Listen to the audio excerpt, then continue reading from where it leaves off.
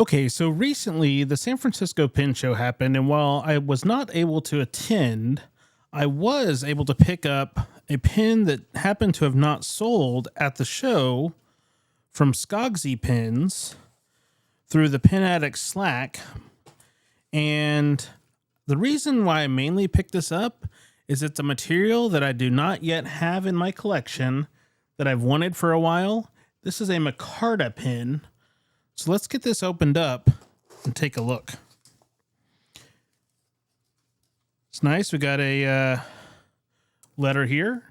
Thanks for your support. Hope you love the pen. Now, let's see what else we got here. We have a little like Micarta tag for more information. Just kind of talks about the material. The important part, a couple of stickers. And then nice packing material. And then the pen in what appears to be a Rickshaw case. So let's get this pen out and take a look at it. Wow, that color looks even better in person than the photos. So I'll hold over here. You can see this is Micarta. And if you're not familiar with Micarta, it's essentially fabric that's soaked in different resins and materials to turn it into a workable blank or plastic. The only things I really own currently that are Micarta is I have a couple of knives that have Micarta handles. It's a really common material for a lot of things like that, EDC and whatnot, but this will be my first pen. And before we get too far into it, this is it's a larger diameter pen. I think this is known as the 14 millimeter version. And I like that. I like a larger pen because I do grip fairly tight and I write small. The larger the pen, the less tight I grip. Therefore, my hand does not tire as easily. So details on the pen. One thing I wanted to show off initially is the nib has a cactus engraved on it. One of the two options. There's the cactus and the surfboard. I opted for the cactus because I thought that just is pretty cool looking. And this is, of course, a Jowo number 6, and I got mine in extra fine. As you can see, it does come with a converter. So I'll get this inked up and do some writing with it. But before I do that, just this material, it's got a great feeling to it. It's nice and smooth, but you can see the grain. And I'll hold over here again just to show that grain pattern in there. I mean, look how great that looks. Just the color and being able to see the crosshatch of that material is just really great. You know, seeing the nib and the section and even capped. I mean, I like the overall shape. You can see it has a little bit of a bulge in the middle and then it tapers on both ends. I really like that.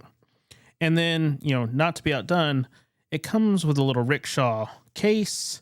And I believe there was an option where you could take the case off for a couple dollars, but who doesn't want a maker's one pen case for your pen to go in? To me, that was kind of a no-brainer. So have that because this will live in there. I'll easily know which pen it is once I get it inked up. But speaking of inking up, now that I have the pen out of the box, let me go look at the ink shelf and find a color that I think will complement this well. We'll get this inked up, do a quick writing sample, and then wrap up the video. Okay, so I have an ink, and I actually still had this sitting out on the front of my shelf from my most recent live stream, which depending on when this releases, there might have been another in between, but you can always look back and see when I was swatching the Akkerman inks. But what I'm going to use is the Akkerman Vermeer ink. And I got this from Vanness a while back. It's part of their Dutch Master series with some of the coolest bottles. If you're not familiar with the Akkerman bottles, they've got this cool little ink chamber in the top where you can tilt the bottle, get some ink in this top chamber, use it as a filling chamber, and then you can tilt the bottle to the side and let the main ink go back in. It really is one of the coolest ink bottles out there, in my opinion. So if you're interested in one of those, definitely check out Vanness. They have a wide variety of the colors that Akkerman sells, and I think they're one of the few places in the States that actually sells it. So let's get this filled up. Just get the nib down in there. And I might need to, looks like I'm going to need to put the cap on and get a little bit more ink in that top chamber just so it can reach correctly. Let's try that again.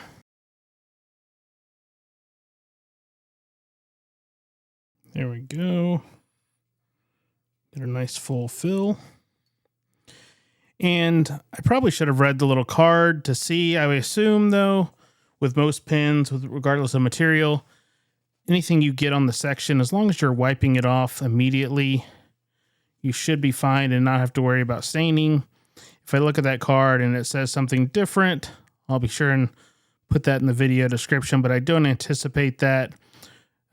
Most of these are sealed with enough resin where that should not be a concern, especially when it's brand new. Now, Micarta will kind of patina and wear in over time, so maybe down the line that's something to be aware of, but I don't anticipate that.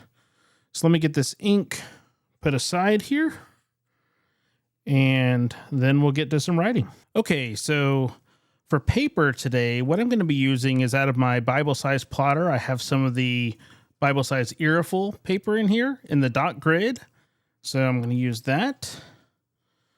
So see if I can get this where I can cut between the two different cameras. I know my last couple videos I was trying a different setup and it was kind of hard to see the writing when doing it, and I apologize for that. So trying to make sure the writing shows up as I'm doing it so it's not almost like I'm writing with invisible ink. So here we go. This is the Skogsy in Micarta. And I'm going to double check on that pen model. I believe this is just called the possibly the Agave 14 millimeter. If that is incorrect, I'll make sure and note that in the description. And this is in an extra fine. And the ink is an Akkerman Dutch Masters Vermeer.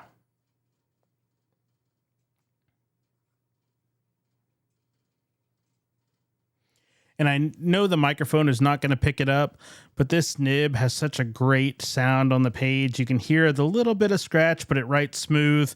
So that really, I'm a fan of when that happens with nibs.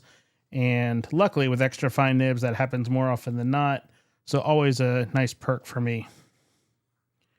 So standard Jowo steel nib, you wouldn't expect much variation, but this nib does seem to be tuned really well. It's a nice writer out of the get-go.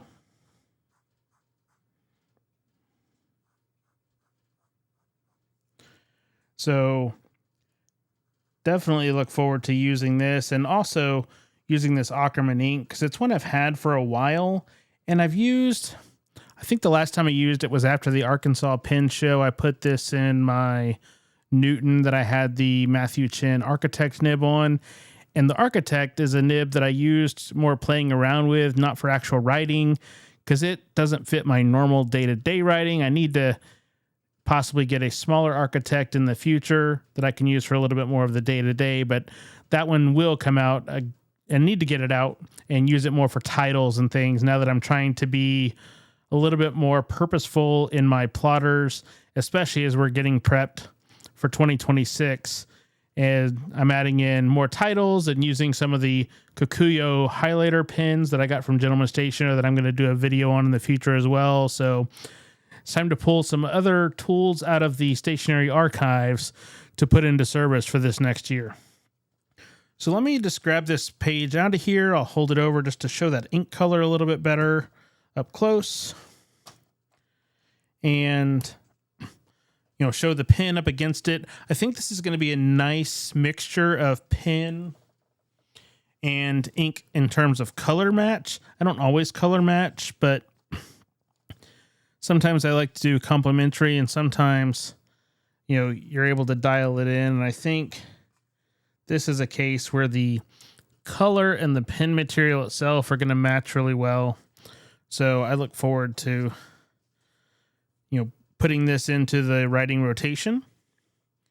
And then, of course, when I'm not using it, storing it in this cool little Rickshaw pouch, which I'll hold that up to the camera one more time just to show that you got Skogsy pins on the surfboard, and then it follows around. You've got the palm tree and the beach scene. So definitely very cool as well. So do you own any Skogsy pins? I know that a really popular model that they make is also the LVED, the low volume eyedropper. That's one that I still want to own in the future, but I was not quick enough to pick one of those up. I think all of those sold in San Francisco. So I'm always keeping my eye out to see when more will be available so I can add one of those in as well. Because I do like large capacity pins or just eyedroppers in general, but I don't want to eyedrop necessarily any random pen. That one's designed for it. So I look forward to eventually owning one of those to put it to use as well. But leave me a comment. Let me know if you own any Skogsy pens. And if so, did you choose the cactus or the surfboard engraving for the nib? And do you own any Micarta pens would be my other question that I'd love to hear from you with some comments. You know, I know Gentleman Stationer did a video a while back where he has an assortment of Micarta based pens, and they are a popular material. So let me know which Micarta pens you have, or if you plan to add Micarta to your pen collection in the future. Leave me that in the comments as well. If you're new to the channel, I appreciate you taking some time to follow along as we've added this new pen to the collection. And until next time, thanks for watching, and we'll see you on the next video.